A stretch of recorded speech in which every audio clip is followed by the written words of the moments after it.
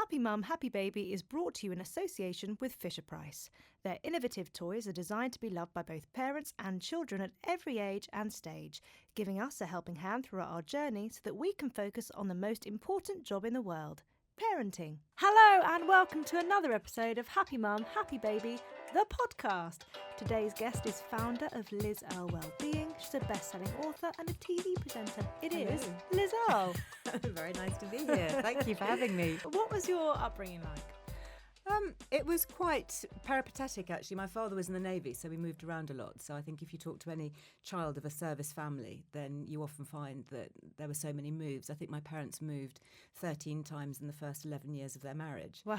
So as a child, that has its own difficulties because you're constantly changing schools, making new friendship groups. So I don't really have many solid memories of that time, other than packing boxes and tea chests and those kind of things from the early days, and don't have many childhood friends actually from that age. You know, Really? from sort of 11, 12 onwards, it gets better. But So it's when difficulty. did you kind of settle? Mostly on the south coast. Mm-hmm. My father was based at Portsmouth for a while, so South Sea.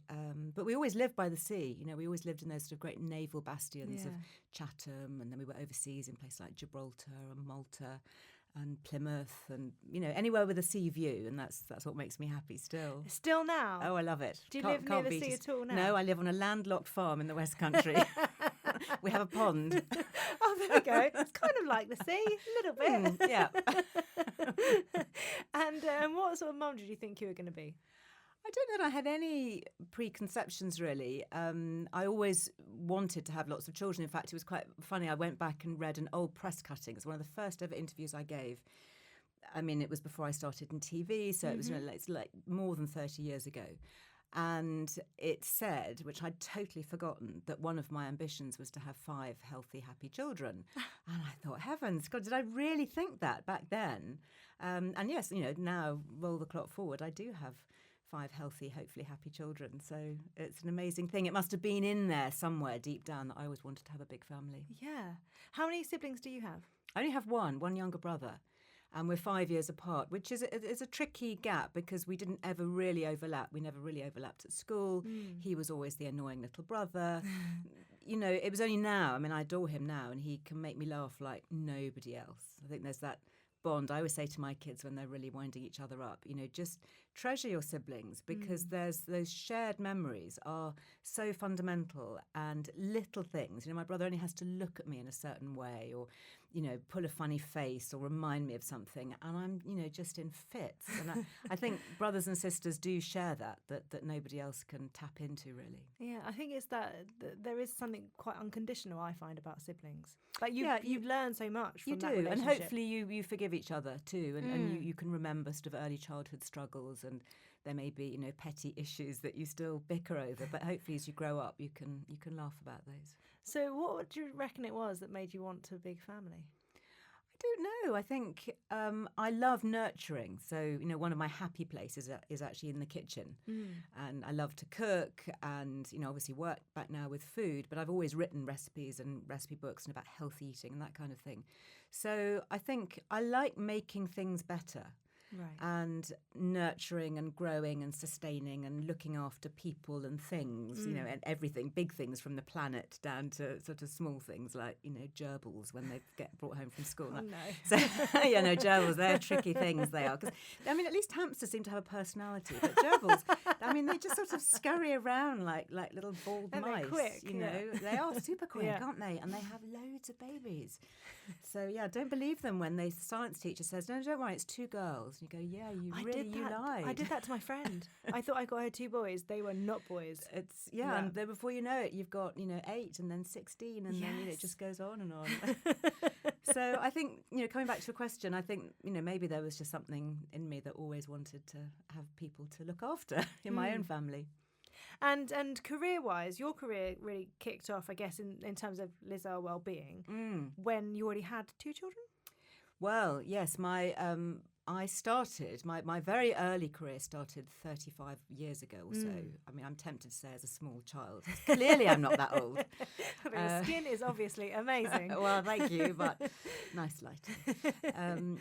So I started in journalism. I started writing for magazines. I started the junior on a women's magazine, and then went on to write books and started doing daytime television. My first TV job was with Richard and Judy on This Morning 30 years ago. Oh, because I read, didn't you have the first live scan? Yeah, I when you were did. pregnant? I did. My daughter, who's Lily, is 28 now. She, I think, was possibly the first ever person to appear on TV before she was born. She must be, because it was it was certainly the first live TV scan. Had you had a scan before that moment? No. Gosh, were you scared going into that? I think I was probably quite naive, actually. I was probably quite, interested, of course, and we knew that, the baby was kicking and there was a heartbeat and things, so, it was nothing to worry about. And yeah, it was amazing. And then I remember on the early days of This Morning, sitting with her up, we used to shoot it from the Albert Dock. It came live from Liverpool that time, from Granada. And I used to do baby massage with her. And it's great now, the community that I have, at Liz Earle Wellbeing, who's kind of followed me, are often those people who say to me, I can remember, being on maternity leave, or I can remember breastfeeding in front of the daytime TV and watching you, or being at home with my kids. And now they're at a similar stage of me, where they've got kids who've perhaps left home, so they've got a bit more free time. Or I've also got teenagers as well, or, they've got kids who are going through different stages and presenting their own challenges. So I've got 2 in their 20s, 2 in their teens, and a little one of 8, who my mother calls my autumn leaf, because he was an unexpected blessing, shall we say. I thought he was the menopause, but no, he was How far into the pregnancy child. were you when you realised actually it's not the menopause? I was probably embarrassingly, 18 weeks. I know. And, as a mother of 4, you would have thought I had a clue. But, okay, Oh my gosh! Here is my defence. I was very busy. I was going through, it was the time that the beauty company was being sold. Right. So it was, and if any entrepreneur or brand founder has been through that, you'll know that is a time of intense negotiation and brain ache and legal, shenanigans that goes on for a long time. It had been going on for months and months and months. And I'd been spending a lot of time on an aeroplane going to and fro the United States. So I was in New York a lot. And, that plays havoc with your cycle. Yeah. And, I just took my eye off the ball, really. And I've been told, I'd had a medical a year or so before where they'd done various blood tests. And they had tested my hormone levels and said, oh, no, your progesterone is in decline, estrogen is declining. You're not going to get pregnant now. I was at 47, I think. So that gave me a bit of kind of comfort, thinking, well, that's fine, don't need to worry too much. And anyway, they lied, basically. So don't believe them. You still need to be careful when you're in your 40s. So do. And and then lo and behold, Well, what was your reaction when you found out? I was really shocked. Yeah. I was definitely in shock, pleased shock, I have to say. Apparently, I did go, absolutely ashen when I heard the news. The blood drained from my face. And it was, it was extraordinary. As I say, we were in the middle of selling the beauty company as well. So it was, the timing was not great. In fact, I had him, the sale was supposed to go through, I think, just before Christmas. And inevitably, these things drag out. Yeah. And we ended up signing in March. And I think the ink was dry the day after he was born. So, I had to hand over my power of attorney. I didn't even sign the final papers, which in a way was a blessing, because when the press got hold of it and they were trying to get quotes and contact me, they were saying, well, why can't we speak to Liz about this? And they would say, well, she's in hospital, she's having a baby. And that kind of just, where they went, oh, okay then, we'll leave her alone. So, he was a blessing in many ways. Because we were talking to Jo Malone. Yeah.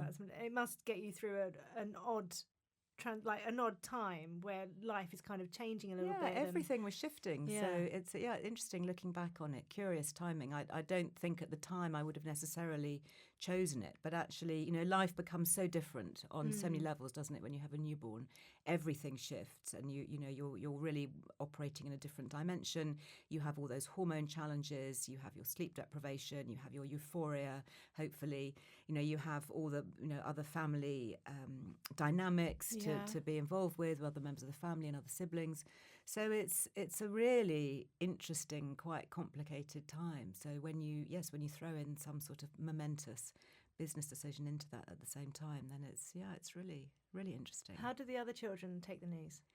They were thrilled. My eldest daughter, Lily, she now works with me, Right, actually. She's okay. my head of digital because she's very techie and she knows all about this stuff. In fact, she got me podcasting. Really? Because she said, you've got to do this, Mummy. And I was like, okay. And I love it, by the way. I think it's such a great medium to be able to talk to people. It's a real privilege to be in somebody's ear. So thank you for listening. But she was just going off to uni. So it must have been September time. And, she'd had her bags all packed. They were in the hall. Everything was ready to go. And I thought, I've got to tell her face to face. I can't let her go and then just have a phone call. This wouldn't be right. So I said, oh, look, I've got something I really want to talk to you about. Will you come and sit and have a cup of coffee with me? And she kind of slightly rolled her eyes. And I think she was the kind of thinking it was, oh, here we go. It's the sex and drugs talk, pre-uni. Yeah. So when I actually told her, she just laughed hysterically. She thought it was so funny. I think she was part relief that she wasn't going to have that embarrassing sex and drugs talk with her mum. But also she just thought that's just so crazy, It's kind of like, one out, one in, Yes. Like, okay, off you go then. I'll you go to uni and your bedroom's free, so that's good. What was it like having a newborn? Because are they 20 years apart? Yeah, 20 years. Yeah. Yeah, he's 8 and she's 28. Yeah. So let's compare the first time you brought a newborn home to the last time. Oh, God. It's like two different worlds, isn't it? Yeah. Even everything about our world is different. Technology. Mm-hmm. I remember spending hours going around my local supermarket on a Saturday morning doing the weekly shop. Yeah. And now, of course, it's all online and, I have all that free time, supposedly, to go and do other things. So our landscape is very different. I think physically and emotionally, the first time round, it's pretty terrifying, isn't it? And I actually started writing some of my early books on nutrition because I was keenly aware that I was feeding a new living being inside me who was totally dependent on the quality of the food and nutrition that I gave myself. So that really was the starting point for a lot of my early books about food and eating well. And I think I was so not paranoid, but really obsessively reading every label and trying to get lots of information about things. And you have to rewind the clock here and remember that there was no internet. There was no Google. There was no Google. I eat this egg? And my kids look at me now, my younger ones, and they said, how did you write a book without Google? They were just completely, incredulous because they were using it for homework and that kind of thing. And I said, well, do you know, we actually used to go and talk to people. We used to read journals, and I used to sit in the British Library and I'd find some academic study and I'd ring them up using this thing called a phone and we would talk to each other and I still do that, not a text, not an email. And I still do that. I still actually say to my young team, you've got to be old school because you cannot rely on the University of Google. It often lies and there's often dodgy information online. So, if you've got to be in a position of trust, you've got to really always go back to the source. So yes, I think, and in a way, I think maybe that was a blessing because as a new mum or somebody who was pregnant didn't have access to all the scares either. Yeah. So there wasn't that sort of winding up of information when there's so much scaremongering, so much misinformation. Well, I guess that's part of why you would have had a scan live on TV. You weren't aware of anything like that. Great, really. Let's go for it. That sounds good. Yeah. So, different. And I think by the time number 5 came along, I'd kind of been there and done it.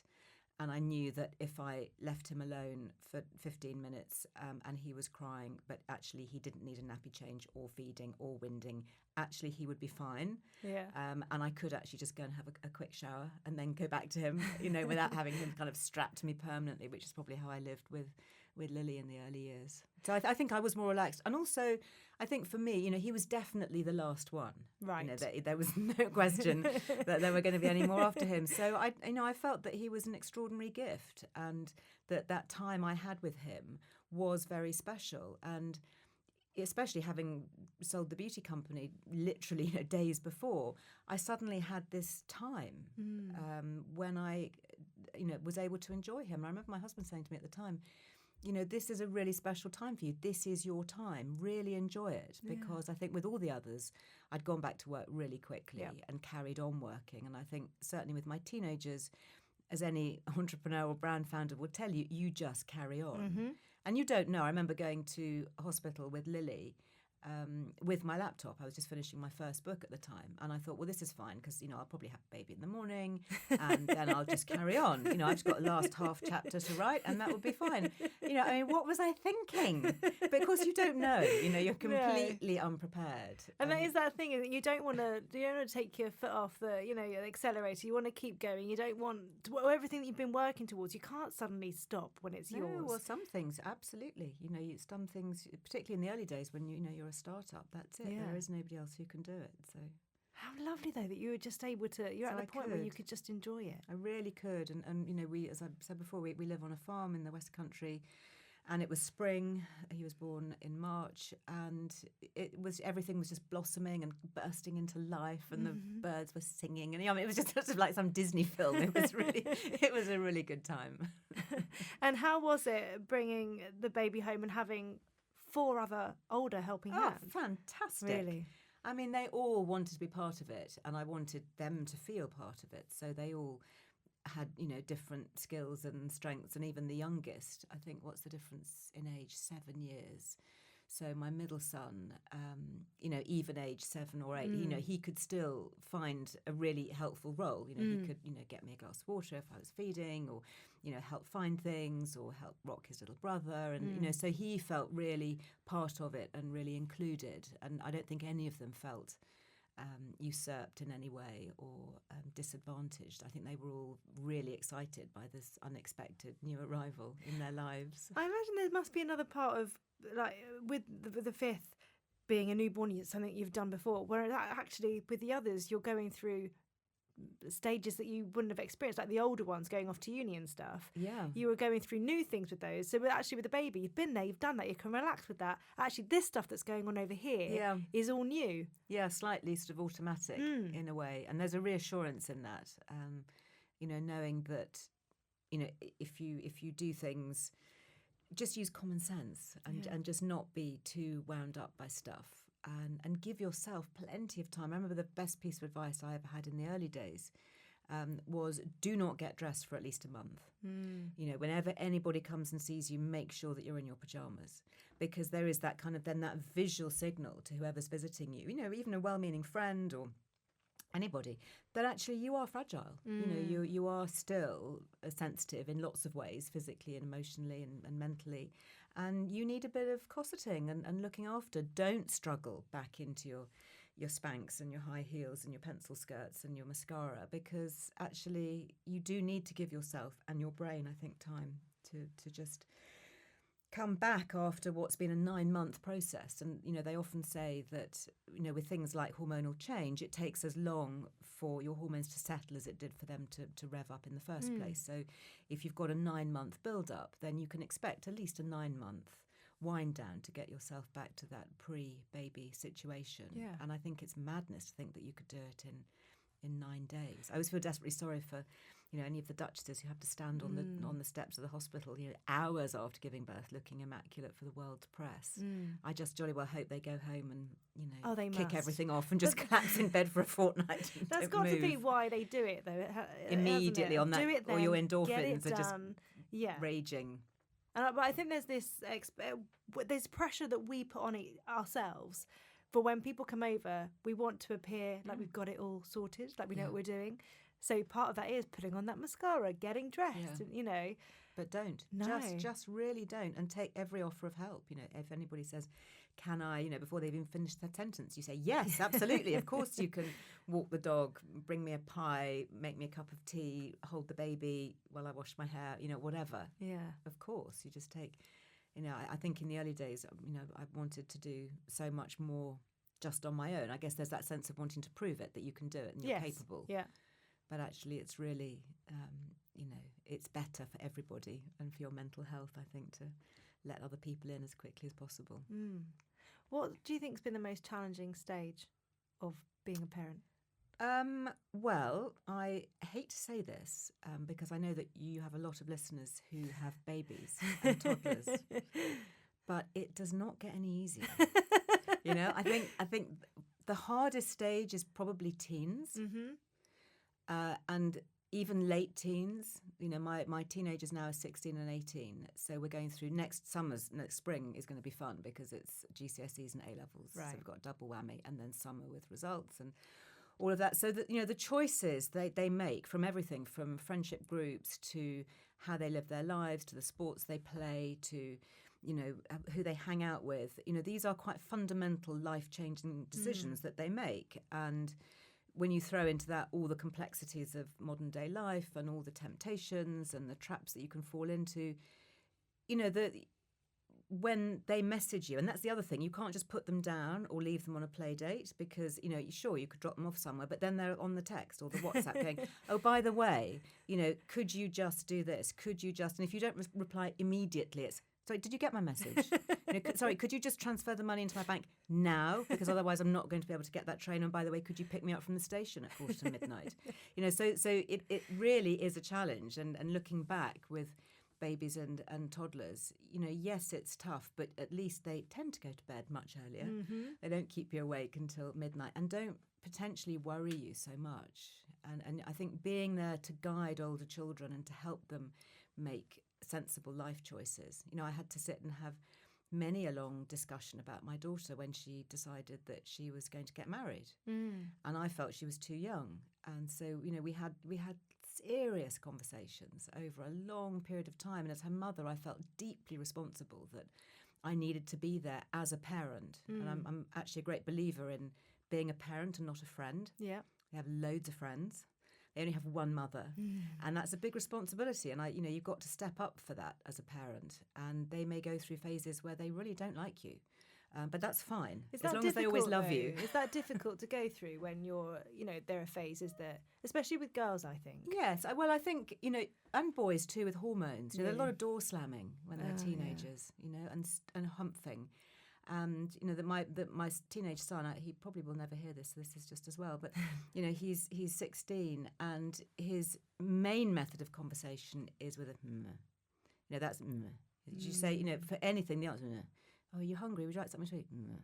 I mean, it just goes on. I said, you are like living with a herd of wildebeest in my kitchen, because that's exactly the noise that they make. And you do kind of tune into it as an adult as to whether it's, a kind of positive or negative. But and they do come out the other side. Like hearing a newborn cry. I know what this is. I know what this is. Exactly. You know when it's a really serious one or when it's just a wah. And I know with him not to panic because he's got a 25-year-old brother. And I know that he will stop grunting. He will not grunt forever. He will recover his vocabulary, and he will go on and be that really cheerful, charming boy that he was, 12 months ago. It must feel horrible though when you do kind of lose them a little bit. But having said that, you have the experience of them coming back. They so come back. They are boomerangs, kids. Yeah. They really do come back to you. I think especially now when it's so expensive living away from home. And why wouldn't you come back if there's going to be a hot meal and a washing machine and a place to kind of hang out for a while? So I think our children are returning more than ever. And it's also hugely rewarding when you can start doing things together. I love that stage of being able to go to exhibitions and have some theatre tickets and ring up one of my 4 kids and say, do you fancy coming? But how do you choose which one? Oh, well, they've all got different interests. Okay. So I have to be very diplomatic. But you're absolutely right. You do have to share it and be seen to be very fair. I remember my middle son, I'd done something with Lily and he said, yeah, but she's your favourite. You always do that. Oh. And I was like, oh, gosh, okay, I need to watch myself there. And I think because we work together, there is that tendency that I'm often talking about her or to her. And so I thought, right, okay, I just need to just be very measured in what I say. And I used to, call, I'd say to Lily, oh, you're my loveliest or whatever. And then I would, and now I say, oh, you are, my lovely. And I say that to my teenage daughter as well. Right. And it's very tempting to go, oh, you're loveliest one or whatever. And you just think, actually, it's just a simple turn of phrase. I don't mean necessarily you are the loveliest, but just watch what you say, because I think especially teenagers, they are so tuned to nuances and they will take little things and perhaps take them out of context. And it's really important, it's like you would never say, well, you look a bit fat in that or whatever, because that then, you're so aware, aren't you, that triggering, and that's the thing, isn't it? I think coming from a mum, when your mum says something to you, it punches much more than anyone else. Well, you'd like to think so. And yet when you say other things, it goes completely over their head. So I don't know. They probably take hold of the bad stuff and cling on to it like we do. If you're reading all your social media and, there's the one negative comment, that's the one that resonates. And yet, all the others are, marvellous and you kind of ignore. So it's probably the same with your mum. It's that one thing that you'll remember. And all the times she said that you're so lovely and brilliant and fab, they just ignore that. Yeah. And can you believe that you've got 2 adults as children? No, not really. I think that's the thing with aging. I'm in my 50s now, and I certainly don't feel it. I don't feel any different from when I was in my 30s, say. And I probably, hopefully, know a little bit more, and I'm maybe a bit more measured and, aware that things will pass. I think there is, my publishing business is pretty much a startup. So it's quite odd to be in the stage of life where, having gone through, building big businesses, selling, going back into startup mode, I don't panic as much as I used to. And in fact, somebody said to me not that long ago, will it matter in 2 years? And I thought, oh, that's an interesting question. And if the answer is no, then, well, why is it mattering now? Why are you bothering to give it headspace? If it's going to matter in 2 years, then seriously, let's get on it and deal with it. But if it's just one of those little niggly things that's winding you up for no reason, let it go. But I think, do we ever feel our age? I don't know that we do. I think hormones are something that I've written a lot about recently, and I think they play such a huge impact in our lives. And we often don't realise as women, I don't think, that we're in the middle of some kind of hormonal turbulence. I only recently was told when I was writing a book about the menopause that actually our estrogen levels dramatically decline just after we've had a baby. Oh, okay. And that can trigger all sorts of things. Right. That's going to trigger pelvic health issues. It's going to trigger things like incontinence and urinary tract infections and cystitis and all these things that, I can remember suffering from, and nobody ever really talking about it. And nobody ever talked about hormonal health. I've, having had 5 children, so I've had 5 opportunities with GPs and midwives and health visitors and obstetricians and all of that. 5 opportunities for somebody to say to me, by the way, Liz, when you get to your mid-40s, your hormones will shift and you might start to feel a bit different. You might have a low mood, you might feel a bit irritable, you might not sleep as well. Don't worry, it's just your hormones shifting and your estrogen declining, and you can, take estrogen if you want to top it back up. There are lots of things that we can do. Nobody ever said that to me. And writing about the menopause and the perimenopause, which is the time leading up to it, it made me really realise how we are often hostage to our hormones and how important it is to recognise that and to discuss it. It's great. We have podcasts and lots of information here on pregnancy and babies and post-birth and postnatal depression and breastfeeding and toddlers and, all those wonderful things. But when you get to midlife as a woman and you start talking about menopause, there is this deafening silence. Isn't it funny? Because you think everyone, like with motherhood, some people will, some people won't. But every woman through the menopause. Every woman who lives long enough will have a menopause. And as you say, absolutely not every woman will have a baby. So for me, it seems like the last taboo. Yeah. And people are beginning to talk about it more, I think, because there are more successful, high-profile women in the media who've gone through it and who are going, hey, sisterhood, you need to know about this because there's a lot that we can do. And again, a lot of myths and scaremongering. So I kind of feel really energised to try and talk about health for midlife women now, being one myself and seeing so many girlfriends suffering when they shouldn't be. Yeah. And talking about hormones, how have you managed sort of, we talk a lot about maternal mental health now as well. In all of your 5 pregnancies, how were you? Because I've just had my 3rd, and actually I was surprised to find that I had a dip this time round. Really? Yeah. And I just had and I was surprised because you just think, I know what I'm doing. And then actually all of a sudden I feel really low. And I think it doesn't matter, what you know. and again, it comes down to hormonal impact, and none of us can legislate for that. We don't know it's going to come. And I think very often we don't know how we are until we come out the other side. You know, I remember probably about 3 months after I stopped breastfeeding, thinking, oh, right, so that's how I feel. Yes, absolutely. This is who I am. And, you know, I'd been in this sort of fog without realising it, quite happy, but not realising actually that I didn't have very much memory and that, you know, I was probably oversensitive. So I think, you know, it's hard. I think we are often in the middle of it. I was fortunate I didn't get postnatal depression. I think there are lots of different factors as to why women do. Sometimes it can be, you can have nutritional deficiencies implicated, you can have genetics, you can have, you know, circumstance, so many different things. They're still even now beginning to unravel it all, as I know you know.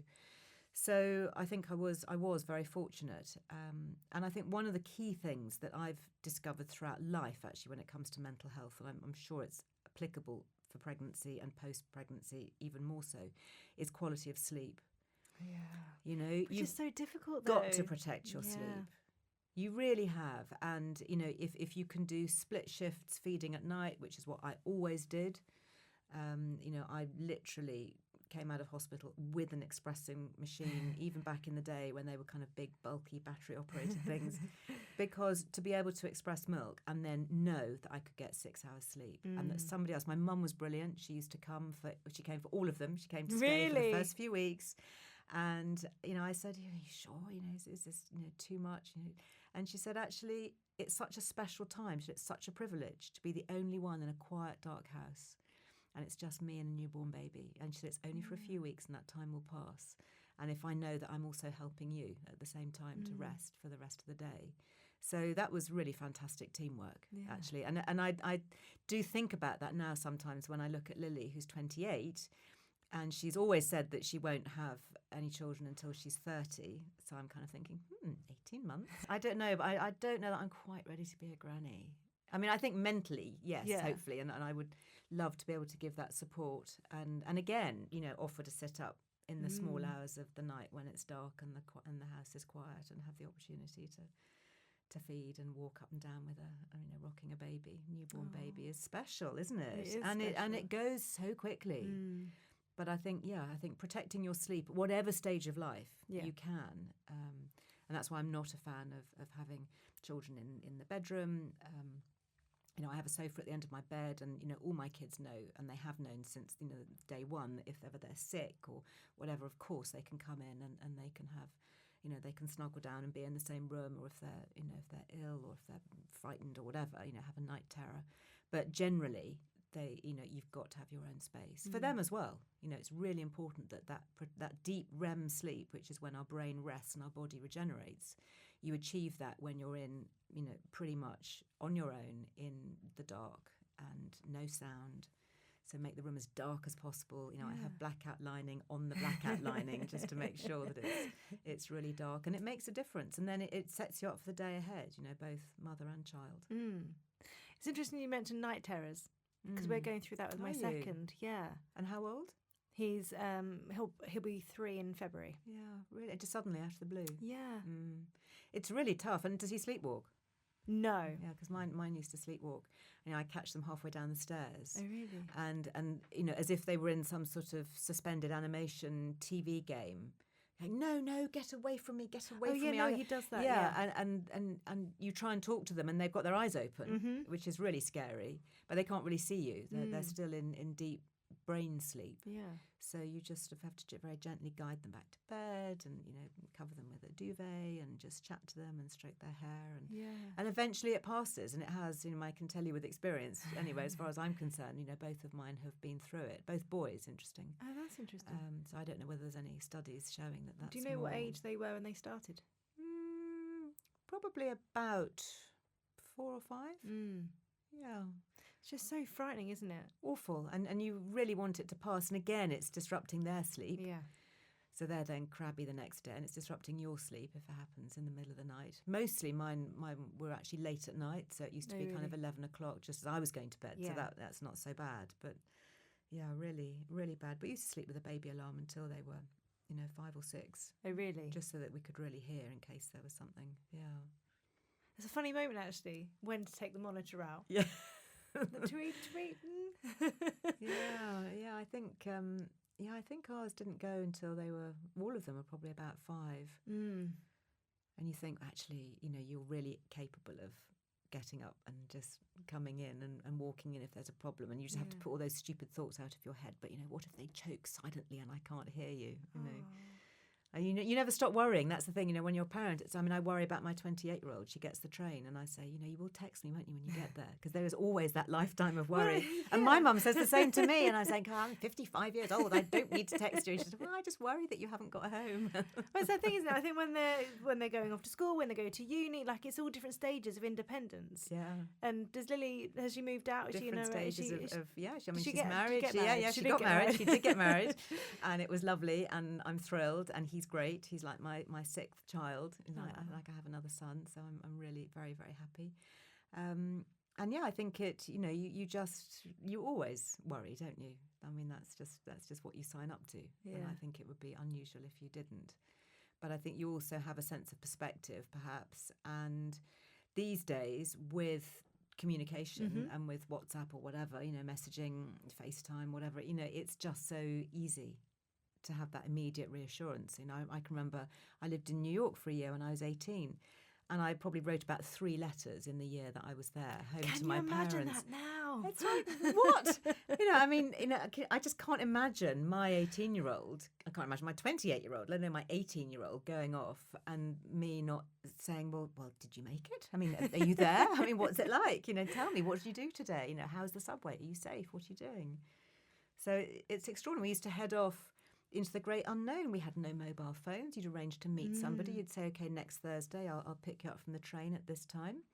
And you didn't check. There was no way of checking, and you got there and you just kind of knew that person would be there and that they wouldn't forget and that there wouldn't be something else that got them distracted. And if there was a problem, then you'd have to go and find a phone box and then try and, dial the number. And did you have any change? And the whole thing was just totally another world. Yeah.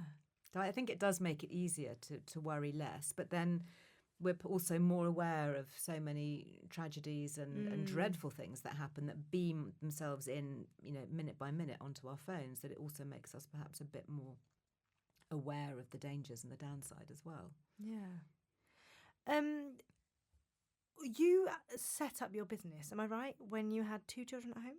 Beauty business? Yes. Yeah. So I set it up with my good friend, and we both had 2. Yes, I had 2. I think maybe she only had 1 at that time. But we both had young children when we set it up. We're at home. We've got some time. 3 kids between us. Well, why not? One of those things, it did seem like a good idea at the time, and it clearly was, because we Yeah. built it into one of Britain's biggest independent beauty brands. But when you are a startup, you don't know where that journey's going. So I don't think anybody intentionally sets out to build a massive multinational company. Maybe a few people do, but certainly none of the startups I've been involved with have ever started out that way. You start it up because you have a passion for something and you believe that you can do it and make a difference. It would have been interesting if somebody had said to us at the time, oh, you do know, what this will turn into. Because it grew so quickly that I had to stop writing. I stopped my TV work and just everything went into the beauty company, which was an extraordinary journey. And I learned a lot from it. But I'm very glad now to be going back to my original roots of doing what I love best. And how was it juggling, building that business? And I think in the early days it was hard, and it's better now, again, because of technology. So even little things like I live on a farm, so on a Monday I have Skype conference calls with my team. Some of us are working remotely, some of my team are in my offices in Battersea, some are working from home or from abroad if they're off on a trip somewhere. And yet we'll all connect and we can all see each other and look each other in the eye and show bits of paper and pictures and illustrations. That was just, unheard of. Nobody would even, if you wanted to go and talk to somebody or have a meeting, you had to physically go. So there was a lot of commuting for people. I think for young mums as well, really difficult, having to get on a train and having to get into that commute and that rush hour. And I say to my team now, please don't commute. I really don't want you to have to battle through and arrive at work completely frazzled and worn out and exhausted. I'd much rather, if you want to work from home, that, you're sitting in your pajamas at 8 o'clock in the morning, ready to crack on than arrive, at 9 o'clock, exhausted and demoralised and, tired and broke and all the other things that, that commuting can do. So I think there's a lot that technology gives us now that makes it much easier for working women. Looking back, I think it would have been a lot easier for us. Was it difficult as the beauty business grew, juggling with your family life, though? Yeah, I think it definitely. I think it was, we didn't have any roadmap. I certainly found it easier with the second tranche, if you like, of teenagers as they are now, having done it all before. I think it's always a juggle. You talk to any woman who is trying to do the best for her family and for her colleagues and for her brand, if she's working as an entrepreneur. It's tough because you've got to hold it all together, and it doesn't matter who you are. And I've interviewed the most senior board women and politicians and academics and Nobel Prize winners. They do all of this for their work and they look after their families. And if there's no milk in the fridge, it's still their fault. That's kind of the bottom line, isn't it, at home? Yeah. It's like, well, where's the cat food? It's like, sorry, I've just been to Bern. I've just got this Nobel award. Oh, sorry, no milk. Right, I'll just go and get some then. So there is that kind of mindset that women have to do it all. And I think hopefully being the mother of boys, bringing them up to be a bit more self-reliant and a bit more job sharing and realising that actually, it is split, it's equal duties, and you have to take responsibility for what's in the fridge just as much as I do. So how does the house run when you're not there? It doesn't run too badly, actually, and I think most of it turns up online. So that's it's kind of a regular order. Where we are in the country, we've got a really brilliant village shop. So after the school run, that's usually the drop in to pick up stuff that needs for the day. I work my work diary around the school calendar, so I'm one of those really annoying mothers that will ring the school office on the 1st of September and say, so, sports day in July, next July, so that would be when? Because they're critically important days to get in the calendar, and you have to ring fence them, and I can't bear it when my kids bring home a note saying, oh, and by the way, the school play is going to be on Wednesday. And we'd love to have you there. And you think, well, I've got a board meeting or a plane ticket or some really important thing that is going to mean that I can't be there. So I am quite proactive in trying to find out when all these key dates are. So they go in first, and then everything else gets populated around it. And I try and do my travelling during term time, so I'm not missed as much, and then I try and be based much more at home on the farm during holidays. I guess because that's the thing, isn't it? If you're working, because you now live in London mostly Tuesday to Friday morning. Yeah. I try to come up on Tuesday morning and go back Friday morning. That is what I try. So and if do. They're at school for the majority of that day anyway. Yeah, and they've got after school clubs and homework, and so and we often we'll sit down, and again, the great benefit of having Skype or FaceTime or whatever, I'll have my laptop open while they're sitting doing homework and showing me all stuff. Working together. Yeah, or eating supper together, and then I might have to go out to a function or something, and they're going off and seeing their friends. Or was it difficult finding yourself in that place though? Was it difficult getting there? You know what I mean? Because you don't just suddenly go, right, I'm going to do this and it's going to be easy. You can't. It takes. I think I've always. Well, I don't know. For me, work-wise, I've always been quite entrepreneurial. So I've always been pretty much self-employed.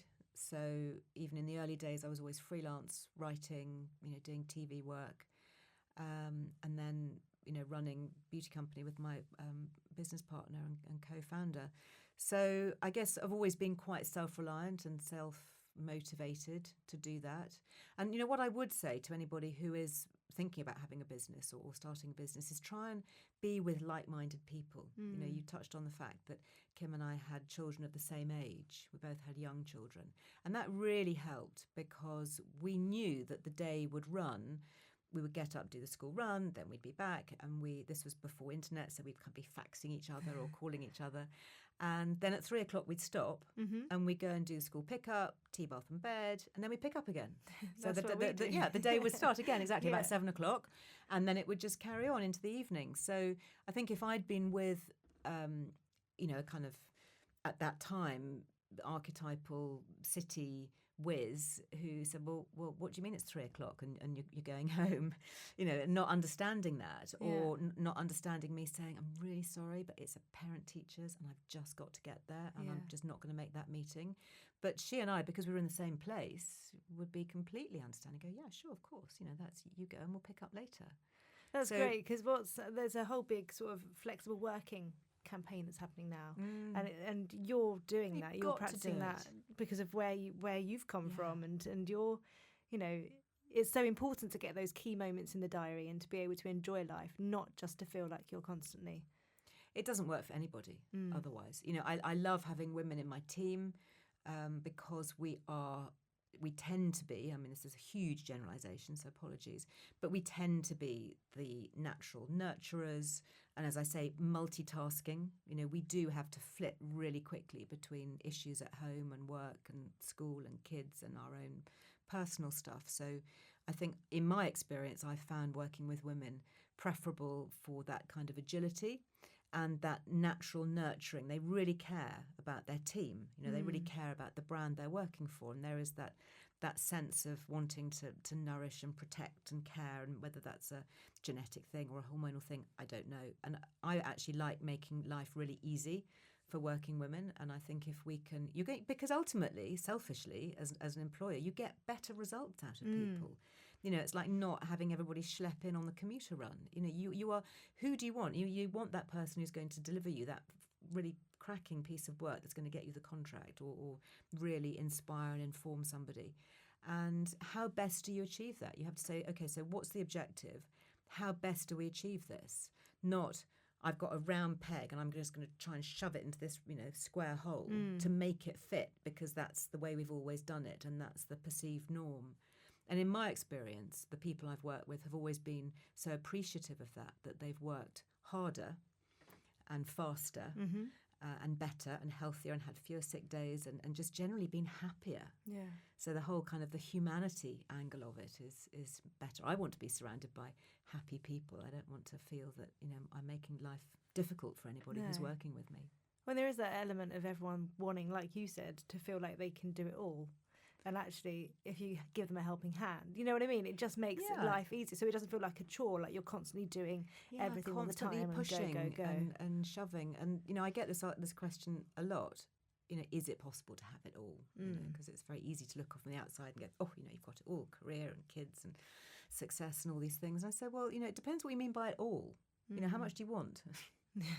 Because that's the ultimate, isn't it? You know, what do you really want? You know, what you work out. You know, what's important to you, and then absolutely, if you can have all of that, and you know, I've got a hopefully healthy, happy family and an incredibly rewarding and absorbing job, and you know, great community of people. And for me, yes, absolutely, that is having it all. Obviously, a lot of what you do, you focus on nutrition as well. How much have your children listened to that over the years? I think increasingly, I think they do listen. They're aware of it, certainly. I mean, you can't miss, can you, that the health messages. And I know my little one came back from school. They'd been doing some study on sugar, and he wanted to download this app so that he could I think it's called Sugar Smart or something, and you can, you know, scan the barcodes on things and check sugar content. So I think they are aware. I think when I was writing my book about gut health, I had to train them not to chuck things out that were in the fridge. Because I'd be fermenting loads of stuff and making kefir, which tastes like sour milk. So they go, oh no, this is off, and chuck it away. And say, no, I've just spent 6 days culturing that ferment, and that's down the drain. So I think they are aware of it, and I do sort of sneak stuff in, and my little one does sort of look at it and go, is this healthy? And I go, yeah, well, you know, kind of a bit. But they get used to it. Yeah. And they don't have as sweet a tooth perhaps as they used to, or certainly I notice with friends who come round. You know, if we've got a child staying overnight, you know, I'll notice that the kids will ladle extra sugar onto, you know, plain cereal, whereas mine will just eat a bowl of plain cereal because that's never been the option. So I think it's what you grow up with, isn't it, and what you're used to. Yeah. Well, and also I think you find out things along the way. And also I think being in London, you kind of are probably a bit more aware of things. Yeah, I think that's true. And I think that the key thing I've discovered with writing about gut health was the link with mental health. Oh, really? And making sure that I pack my teenagers full of probiotics. You know, there is this massive connection between our gut and our brain, and it's connected by the vagus nerve. It's the biggest nerve in the body. And they used to think that our neurotransmitters were just in the brain. We now know that they're in the gut as well. And 70% of our serotonin, which is our happy hormone, is produced in the gut. So really important that we focus, particularly in terms of anxiety and low mood and depression, with getting a happy, healthy gut. Now, things that will disrupt that are things like antibiotics. So if you've ever had a course of antibiotics, really important to get your gut health back on the straight track. And then, you know, things like aspartame. We don't have any aspartame in the house ever because it's been shown to disrupt your microbiome, your gut health. And eating lots of foods that will protect and build your gut flora. So having things like plain live yogurt, you know, from an early age. My kids literally, they grew up on plain live yogurt. Now they've graduated onto kefir, which is, you know, similar, but a little bit more potent. So really important. And I have seen my teenagers, their mood shift and improve by improving their gut health. And I think that's also really important for babies as well. And I mean, one of the reasons we know that breastfeeding is so important is the amount of beneficial microbes and bacteria that come through colostrum, particularly in the first early days. And if you can't do that, then, or provide that, then it's even more important that you make sure that your baby has their gut bacteria proliferated with beneficial good bugs as soon as you know, your health visitor says it's okay. Start things like plain live yogurt and kefir and some of the fermented foods. When you used to take your kids to like parties and stuff, like kids' parties, and there were sweets everywhere, did part of you inside want to go, no, don't go near the flying saucers? I think the thing that really affected my children, and I've noticed more than anything, are the coal tar dye colours. Okay. So the tartrazines, the sunset yellows, and, you know, when my elder two were growing up, that was literally all there is, all there was. And they used to go completely haywire, packet of Smarties, and it would just be a nightmare for the rest of the day. Now you can buy things with natural colouring, so you can use things like annatto and beetroot as natural, turmeric is used as food colouring. So that has made a massive difference, and there are still, unfortunately, way too many brands out there that are using coal tar dyes. So it's really important to get to grips with your E-numbers, and it's such a simple thing to exclude for children. Yeah. And that does wind me up a bit if I go, because now I'm still going to children's parties, 8-year-olds. Has the food changed over the years? Not much. Oh, It's still packets of hula hoops, Yeah. and I tend to do traditional children's parties, so jelly and ice cream and stuff, except it'll be flavoured with beetroot colouring rather than tartrazine. So I think you can make different choices, but understand there is an impact. Having a massive sugar rush combined with coal tar dyes is going to have a seriously negative effect on your child's behaviour. It is quite likely. I mean, you may be one of the fortunate few who can get away with it, but I've yet to meet a child whose behaviour is not adversely affected by that really potent combination. It's always troubling when they go to school, isn't it, though? Because you can do as much as you can at home. Yeah, although I think schools are getting better. Oh, I do. They really are. I think they went through a bad patch, but I think now banning vending machines, and I think the more we find out about things, things like the diet drinks, for example, and aspartame, already that you can see the big brands have started to screen it out and offer alternatives containing things like stevia, which is the herbal sweetener, which comes from a leaf that's just naturally sweet. And we can see the big companies moving into that area because they know they know the research. They can see the writing on the wall long term.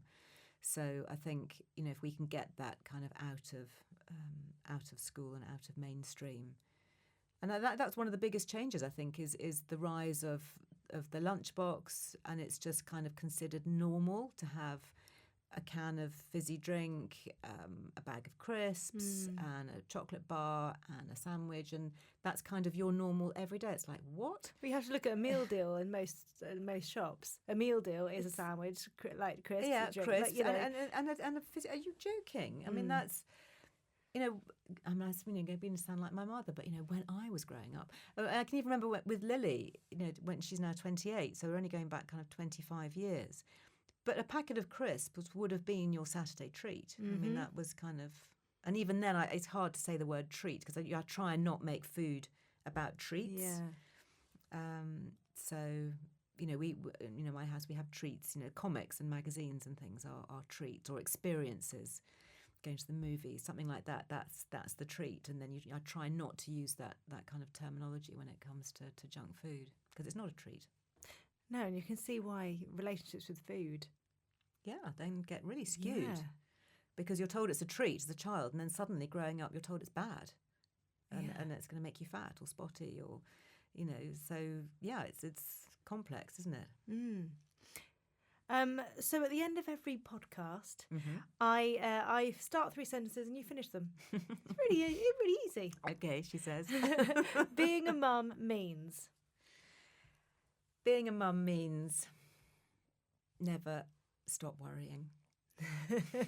You've got a lot of worrying ahead. You've had a lot of worrying. But it's good worry. It's good worry, and I wouldn't swap it. Isn't it funny though? Because when Lily does have children, then you'll be worried about Lily and the babe. I wonder whether I'll worry about my grandchildren as much. That'll be an interesting. I can't imagine it. I would certainly. Oh gosh, I'd certainly worry about her. But will I worry about her child as much as my children? Probably yes. Maybe we can revisit that in years to come. Since having children, I'm a lot more tired. Since having children, I live a life that's so much richer. They are just the greatest thing, aren't they? It's like living in 3D suddenly, and you realise that all your life before that was in 2D, and you didn't realise it. That's a really nice way of looking at it. And I'm happy when all my children are home.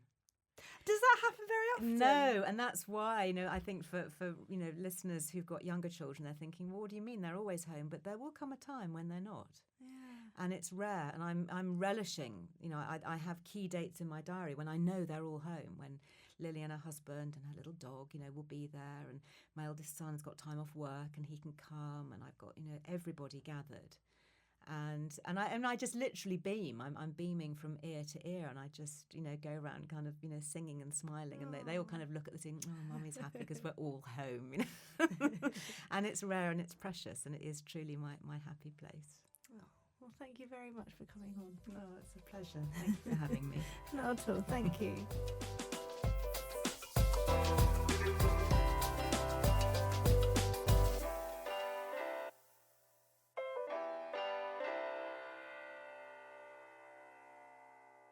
This podcast was brought to you by Fisher-Price. Fisher-Price recognises that every child is unique, and in developing toys that are filled with imagination and excitement, help little ones to grow as they're introduced to the world around them.